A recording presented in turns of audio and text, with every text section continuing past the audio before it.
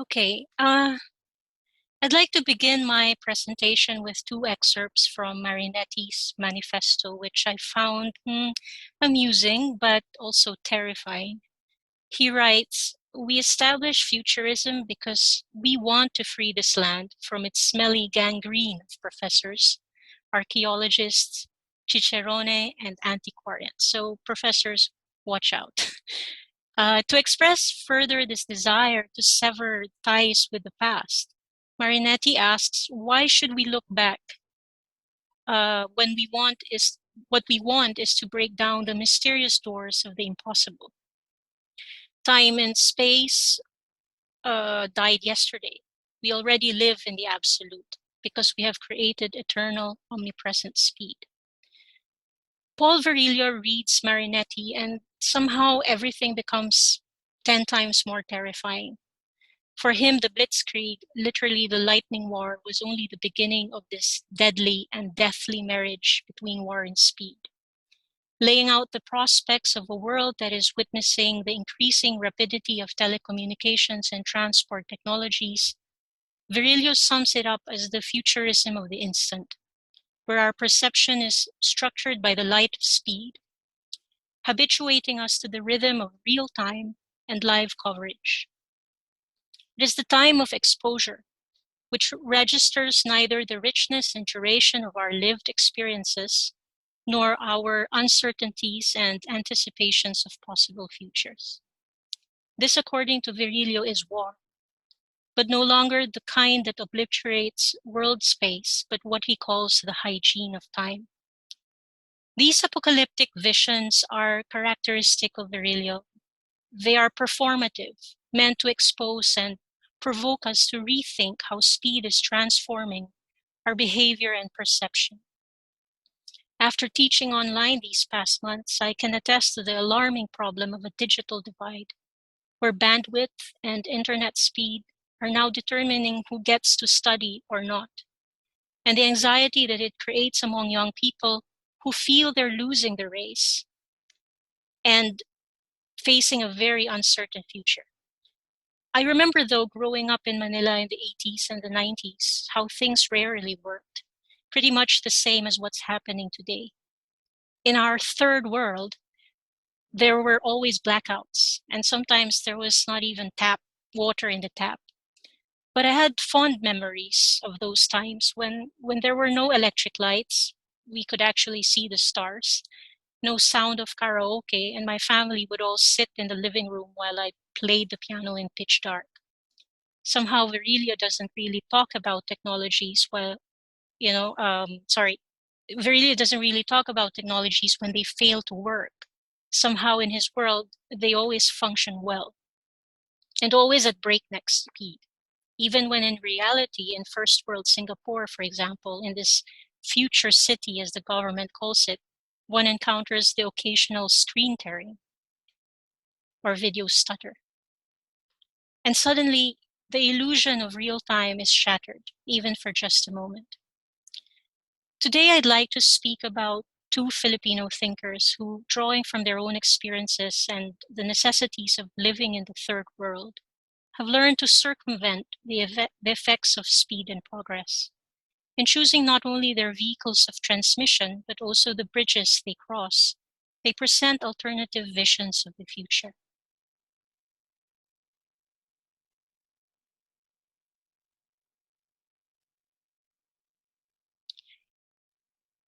Bearing the pseudonym Kidlat Tahimik, which literally means quiet lightning, Filipino filmmaker Eric de Guia pays homage to the creative, natural power of the lightning bolt.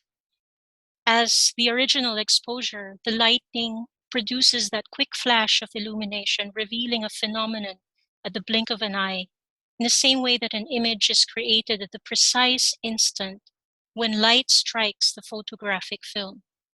But while Kidlat chooses filmmaking as his vehicle of transmission, he completely resists a temporality consumed by speed that cancels time. Instead, he sees the moment of exposure not as something we control, but as part of our lived experience that comes to us at opportune times. In an essay published in 1989, Kidlat compares two paths in filmmaking: the full tank cum credit card method, which refers to big budgets, and the credit card to boot, that ensures the completion of the project in the shortest time possible, and the cup of gas method, which refers to the scrounging of resources that takes as much time as needed to complete a film. For the former, time becomes an adversary, with the budget dictating the deadlines and requiring time efficiency, all in the effort of guaranteeing profit. And the latter, on the other hand, due to a lack of resource, forces one to be mindful of circumstances, grabbing opportunities that come at the right time. Kidlat cites the example of his movie entitled Memories of Overdevelopment, which, due to a lack of funding, remained unfinished for more than 30 years.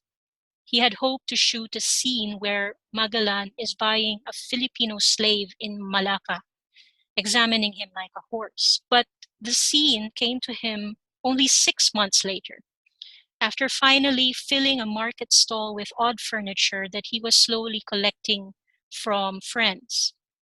And so instead of the original scene, what came out was Magalan buying furniture and finding inside a chest a slave who was hiding from his angry Chinese master. For Kidlat, the process of exposure is never completely in one's hands, but something that time and the cosmos provide. By living in the third world and having to contend with economic restraints, time becomes an ally, and the film, an interaction between him and the cosmos.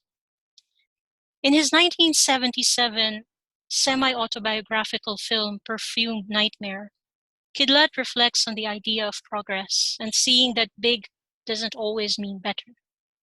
Here he tells the story of a young Filipino jeepney driver from Balian who dreams of traveling to the moon. In his transistor radio, he hears the broadcasts of the Voice of America, transmitting the live coverage of Neil Armstrong's historic journey to space.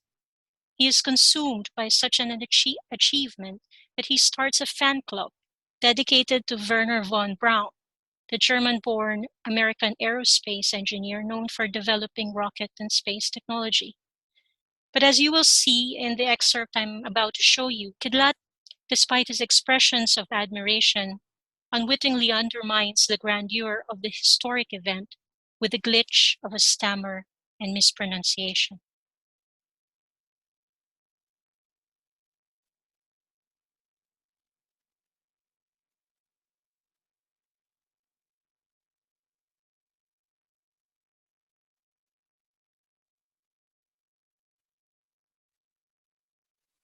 Dear Mr. Voice of America, since I have my transistor radio, I listen to you every day. However, in 1969, during the Apollo moon landing, I had no radio then.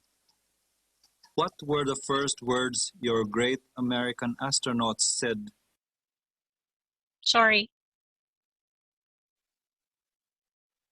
when they landed on the moon? Can you please play it for me? Yours truly, Kidlat Tahimik, President of the Werner von Braun Fan Club of Balian. Sobra naman ang tulog mo. Puros Miss Universe at Disneyland ang pinapanaginipan mo. I do not dream of Disneyland anymore, Mama. I dream of Cape Canaveral. Huli ka na.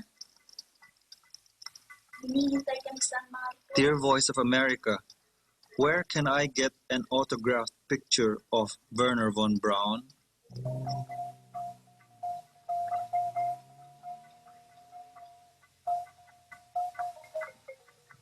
$500 or $600 million, which is about the same type of expenditure for the Mars Viking lander. However, the Apollo program was much more expensive, perhaps 20 times that, at $20 billion. My most important passenger is San Marcos, patron saint of Balian. It is said that when the Americans were bombing the Japanese in the war, San Marcos protected us from the mad American bombs.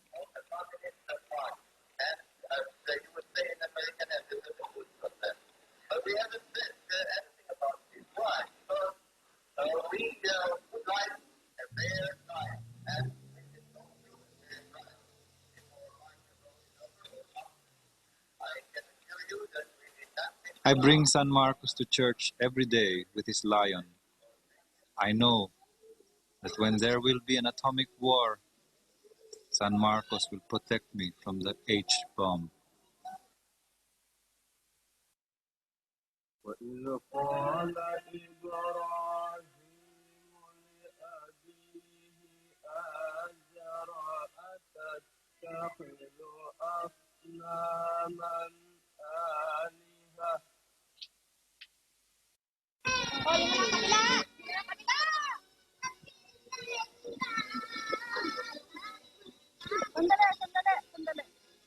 Sandali, wag pa! Ang bigas ng ulo, wag pa! Attention! Attention! Wait! Attention! Order, please. Members of the Werner von Braun Club, silence, please. Silence! I congratulate you for the bold decision in the last meeting to accept women members. Let us welcome the new female members into the club. Come, you can give a better welcome than that. We have just received a letter from the Voice of America. I read you the letter. Congratulations. We have selected your question to be read on Sunday, which is the anniversary of the Apollo 11 landing on the moon. The answer to your question, the first words said by American astronaut on the moon, that's one small step for man, one giant leap for mankind.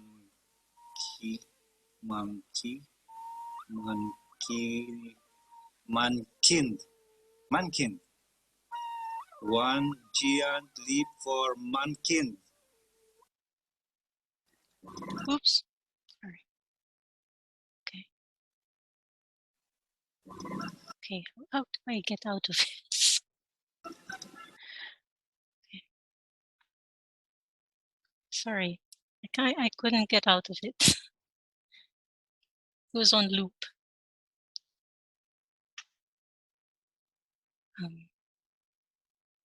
No problem. Sorry. Technology. Okay, here it is.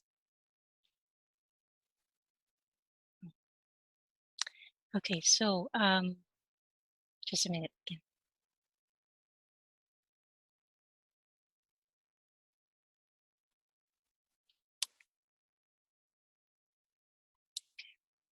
So Kidlat is recruited by an American who takes him to Paris. Here he no longer is dreaming about progress, but living it. He's impressed by the escalators and the travelators, a series of magnificent bridges to which the tiny narrow bridge of Balyan cannot compare. But then he realizes that progress comes with a dear price. As he sees how the construction of the supermarket had slowly pushed out the small local vendors, Kidlat is frightened and asks, if the markets work, why build supermarkets? And the American answers, progress, my boy. One small vendor gone means more parking lots. With his jeepney, Kidlat travels around Paris, immersing himself in the hustle and bustle of Parisian life. But eventually, he also sees the destruction that progress has caused. On his vehicle, we see a wooden horse, which his mother had carved out of his father's rifle. Before leaving Balyan, his mother tells him the story of how his father fought the Spaniards and how he was singing the song of victory as the Americans were buying the Philippines from Spain in Paris for $12 million. One day, his father tried to enter liberated Manila, the San Juan Bridge, but was killed by an American sentry. Killed for trespassing on U.S. property was the military report attached to his corpse. Heeding the voices of the dead and the living, and bearing the memories of their lived experiences, Kidlat finally relinquishes his membership from the Werner von Braun fan club and declares his independence from those who build bridges to the stars. What we are seeing here is a realization that the bridges of progress are not the same as the tiny narrow bridge of Balyan. In his hometown, this bridge was the only way in and out of his village and used by everyone. It was their bridge of life. But in worlds where bigger and faster equates to better, the bridge becomes a bridge of death. And this is why we see an important change in Kidlat's declaration. At the beginning of the film, he crosses the bridge of Balyan, declaring proudly his freedom to choose a vehicle with which to cross all bridges. In the end, however, he revises this declaration, asserting that he not only chooses his vehicle, but more importantly, he freely determines the crossings he makes. Kidlat has been associated with the third cinema movement and has helped formulate the third world not merely as a condition, but a way of life that envisions an alternative modernity. But these days, third world is deemed not only untenable as a geopolitical concept, but an offensive term that highlights poverty, the prevalence of crime, and weak democracy. So some are saying that the politically correct word is developing country, and some assert that the term global south may even be more appropriate, since it has come to represent the collective struggle to reclaim the dignity and self-determination of marginalized social groups against not just economic and political dependence, but more importantly, against epistemic violence. Here, emancipation means ensuring a pluriverse of alternative knowledge and forms of being. I think this is all good, and it encourages people to listen to voices and stories that they otherwise would not have noticed. But for Kidlat, who is questioning the idea of development itself, I would think that the term of developing country would not capture the path he's suggesting. Why build when what you have already works? At the same time, poverty or economic restraints, or what people call then underdevelopment, is central not only to the theme of his work, but also to his creative process. But exactly from that denigration that the term third world implies, emerges a way of doing things that ensures dignity in life. So sometimes I wonder if even the most liberal and progressive voices in academic discourse could sometimes lead, despite their best intentions, to a hygiene of thought. To illustrate my point, let me now turn to another Filipino thinker who has been called the intellectual inspiration and principal lightning rod of a Filipino movement in historiography called Pantayong Pananaw. To understand Pantayong Pananaw, one must see its struggle for intellectual autonomy as part of the Filipinization movement in the 1970s.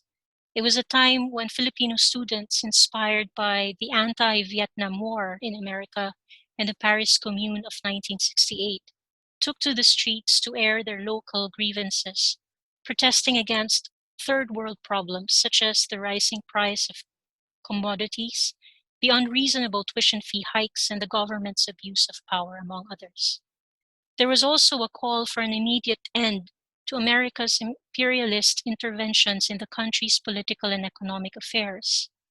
Enraged by President Ferdinand Marcos's support for the Vietnam War and the signing of the Philippine-US Military Bases Agreement, the student activists developed sentiments that were strongly anti-American. And this led to a reevaluation of the education system, which was seen as an instrument of pacification, part of a continuing legacy of American colonial policy. While the country's national university, the University of the Philippines, was conceived from its inception in 1908 as a university for the Filipinos, the disciplines were regarded mainly as colonial implants, which were not only deemed irrelevant and ineffective in the analysis of Philippine problems, but were also creating insidiously a collective amnesia, producing historical narratives that glossed over, for example, the atrocities of American occupation troops, while portraying Filipino resistance leaders as outlaws and fanatics. This was popularly known, in the words of the historian Renato Constantino, as the miseducation of the Filipino. And for many, the heart of the problem was not merely the material being taught, but the use of English as the medium of instruction, which was only exacerbating the cultural divide between the educated and the rest of the Filipinos. As a response, several UP professors, including Salazar, initiated the indigenization of the social sciences, which focused on local realities and material and draw concepts and methodologies not from foreign theories, but from Filipino cultures and languages. Since 1968, after a 12-year sojourn in Europe and having received his PhD in ethnology from Sorbonne, Salazar immediately put himself to the task of elaborating and systematizing the ideas of pantayong pananaw that would exemplify a paradigm shift. Pantayong pananaw asserts a perspective which does not only offer a view from where one stands, because a perspective is never neutral, it is also about taking a stand. From the study of Philippine history, Salazar recognizes that knowledge is a contested space of power, and that historical representation and discourse have been continuously seized by rulers, both colonial and local, that have led to the marginalization of the voices of the Filipinos. But control could be regained if only we return to our own experience of history and its meaning for us, the trace of which is found embedded in our own language, and that is not historia, or the mere inquiry about chronicling of events, but kasaysayan, where the emphasis, as the root word suggests, is on the narration of events that have meaning to us as a people. And to regain that meaningful history, the narrative must be written from our perspective, and that is a story about us, written and told by us. Kasaysayan, however, is not merely about narrating meaningful events, but also establishing a meaningful exchange. Again, what is important is not just the vehicle of transmission, but the bridges or connections that one makes. So here the focus is not simply on who is writing the narrative, but for whom this history is written. This issue, Salazar argues, has largely been ignored in Philippine historical consciousness. He cites the case of the Filipino ilustrados, the intellectual elites, who, because of their social and economic standing, were able to receive formal education. As the name suggests, they were considered the enlightened ones, but as Salazar notes, enlightened by the sun of European civilization. And because of their education, they were acculturated to the ways and ideas of Europe. As a result, they freely spoke their minds and desired to be regarded and treated as equals by Spaniards. But it was also because of this that they were subject to scorn. And unlike the majority of the Filipinos, they could understand the insults. So Salazar explains for us the predicament in which the ilustrados found themselves. On the one hand, they had departed or had been separated from their own cultures, but on the other hand, they could not be accepted by the Spaniards at the upper levels of colonial society, even though they were fluent in Spanish, aside from the occasional Visayan or Ilocano accents. And they would certainly speak Spanish, dressed up like Spaniards, with Spanish mustaches, and affected a Castilian bearing, but were not yet really Spanish because they were flat-nosed, brown, of an uncivilized race, and unquestionably still Indio. In response, the ilustrados tried to prove to the Spaniards that the Filipinos already possessed the culture even before they arrived. But in doing so, they had to make their case in the language of their colonizer, and in effect, were not speaking to their own people. This, according to Salazar, was the pang-kami perspective, where kami refers to an exclusive form of we, establishing a discourse where Filipinos are talking about themselves to a foreign interlocutor. Salazar argues that as a result, this national culture that they helped form was not only lost in a foreign language, but was based on a Spanish Spanish or European elements that worship European civilization. And this, according to him, is the real problem of Philippine society, that there exists a great cultural divide between Filipino intellectuals and the rest of the Filipino people. From that time until today, Salazar sees a whole tradition of Filipino intellectuals who have succumbed to this trap and who are still trying to prove their worth and producing creative work from within a foreign language and culture. And so he urges us to break free from the tradition of the Ilustrados and finally produce work that could return to, circulate within, and engage the community of Filipinos. And this is the significance behind pantayo, where the root word tayo refers to an inclusive we. It establishes a discourse where Filipinos are speaking to each other. And so with a pantayong perspective, foreigners, those who are not Filipinos, are not included in the conversation. More importantly, it uses a language and concepts within Filipino society and culture that are implicitly understood by everyone without having to refer to anything outside of its cultural context. And this is what Salazar calls a closed system or closed circuit. He says, a society and culture only has a pantayo perspective if everyone employs concepts and meanings and behavior with meanings that are understood by everyone, even the relationships of these meanings to each other. This can take place if there is only one code or equivalence of meanings, which implies a whole interrelating and relatedness of meanings, thoughts, and behaviors. The existence of a single language, in this case, Filipino, as the basis and transmitter of understanding and communication is important. With a growing community of Filipino intellectuals working abroad, one can only imagine how Salazar's ideas provoke polemic and unease. In 2010, a heated exchange on Facebook erupted between Salazar and Kyoto-based Filipino intellectual Patricia Abinales. Salazar referred to Abinales as a comprador scholarship. Comprador scholar. Okay, so what is a comprador scholar? One who makes a career out of selling information about or from the Philippines to Western countries, and whose writing about the Philippines has only insulted instead of helping to improve the situation in the country. And furthermore, he chastised Abinales for promoting Mindanao separatism, which has only weakened the collective will of a country to fight against forces that threaten to divide the people.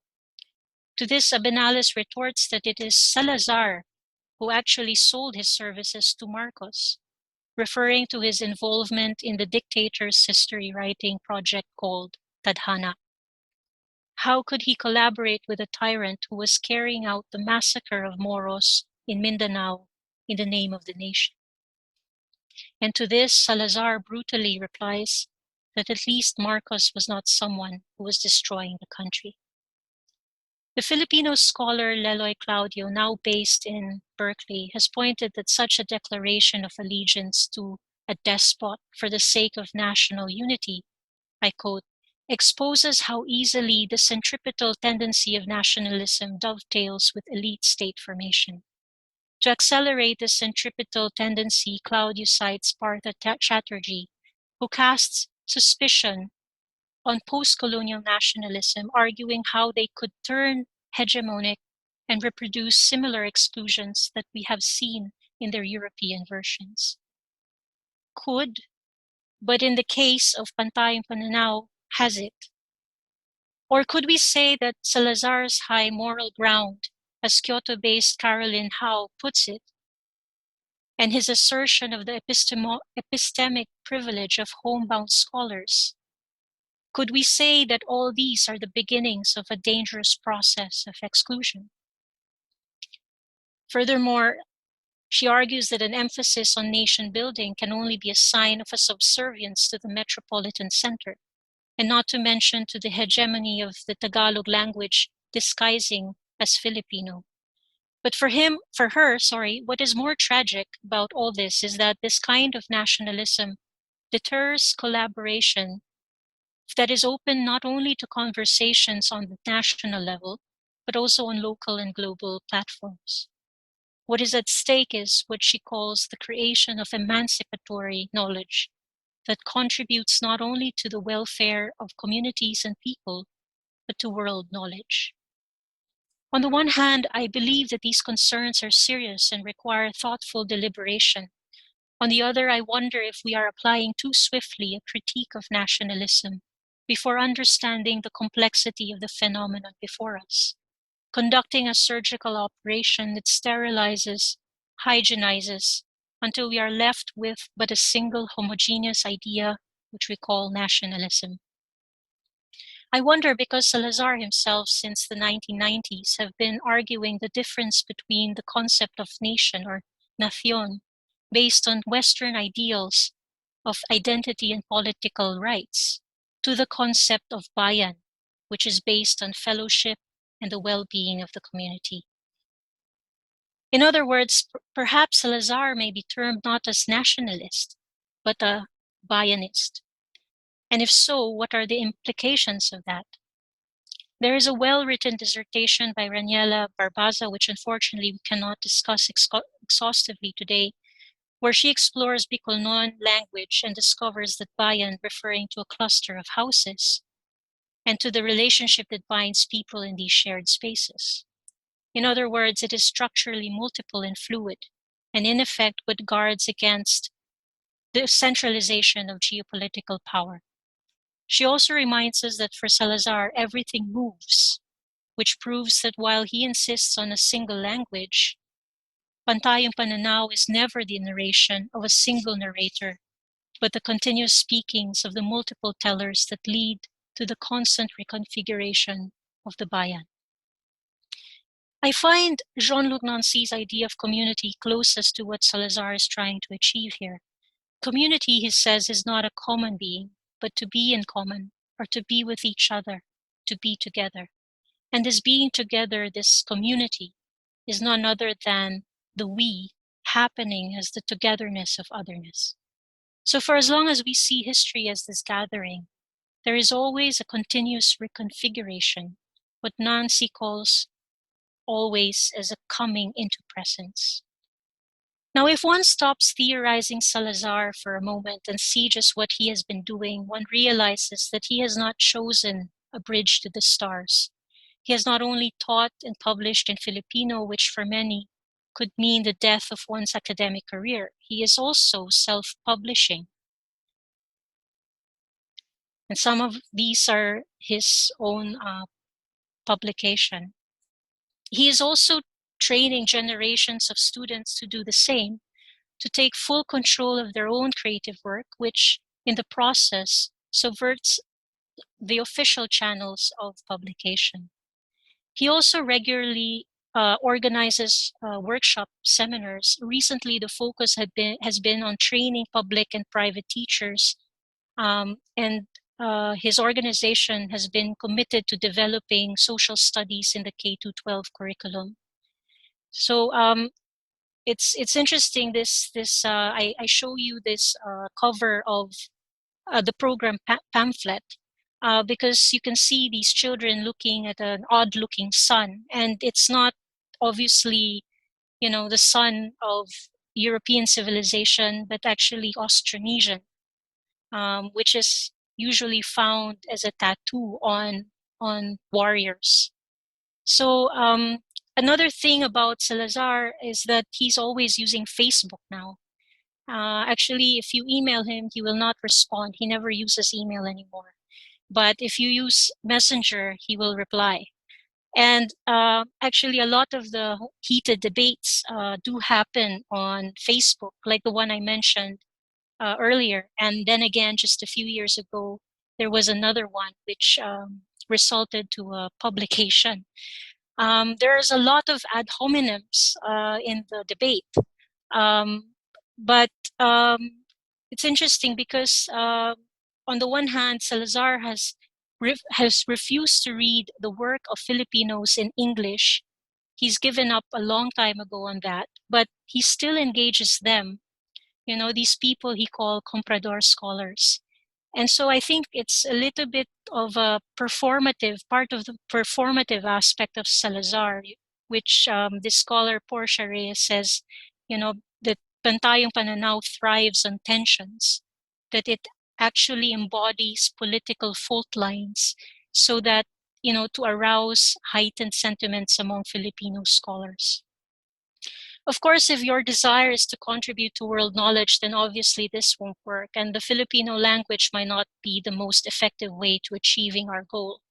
But for one who has seen and continues to see how English creates a cultural divide throughout Philippine history, Salazar takes a position by building a closed-circuit community of learners.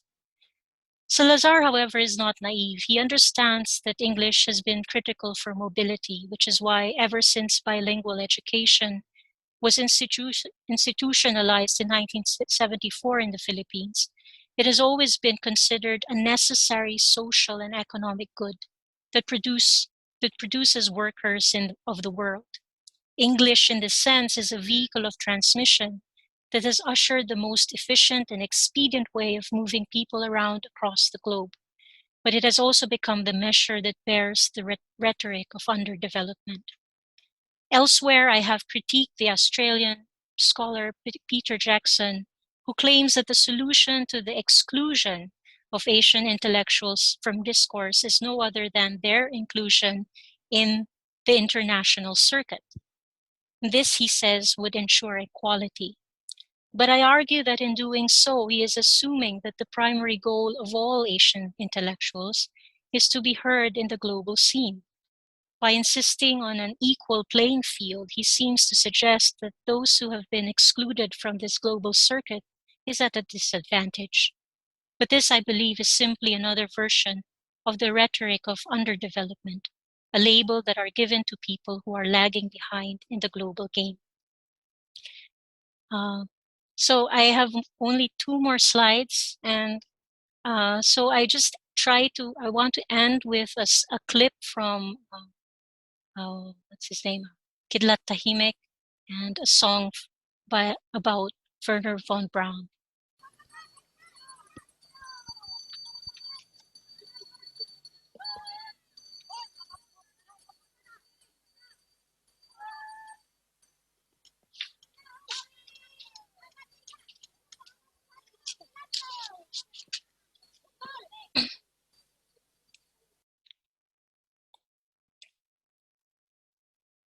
My sister Alma, she's smart. She goes her own way.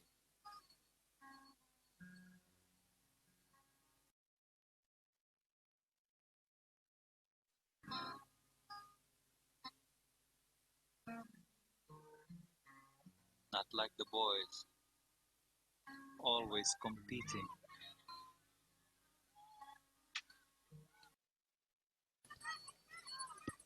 Okay, and finally, it's really funny, this one.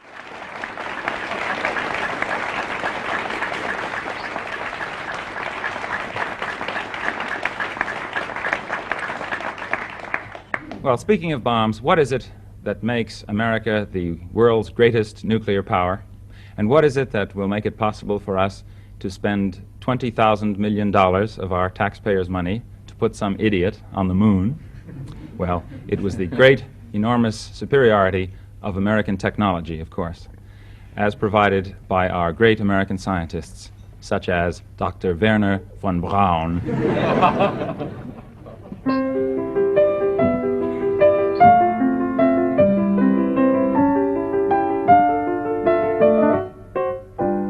Gather round while I sing you of Werner von Braun, a man whose allegiance is ruled by expedience. Call him a Nazi, he won't even frown. Nazi schmazi, says Werner von Braun. Don't say that he's hypocritical, say rather that he's apolitical. Once the rockets are up, who cares where they come down? That's not my department, says Werner von Braun. Some have harsh words for this man of renown, but some think our attitude should be one of gratitude, like the widows and cripples in old London town, who owe their large pensions to Werner von Braun. You too may be a big hero once you've learned to count backwards to zero. In German or English, I know how to count down. And I'm learning Chinese, says Werner von Braun. Okay, that's all I have. Sorry, it took a while. No, thank you very much.